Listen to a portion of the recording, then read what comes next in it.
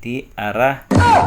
So dili ko kabalo kung swerte ba ning lakawa kay lagi ikatulo na nako ning libot-libot para maplastar ta. Asawa na ko damha. Ngas ka din na mo dring daghana. Kay lagi gigutom ta.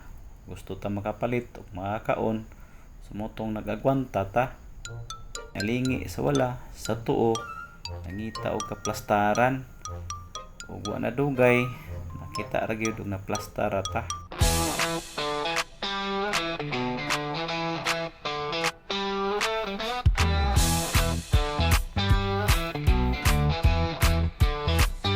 Tong ni sakay din ko og elevator og nanglapas ta mo na nga ibalik ko sakay og escalator pa ubos. Nangita ko pagkaon kay lagi gutom na. So ni ara askan daghana. So ni ato po ta grocery gamay.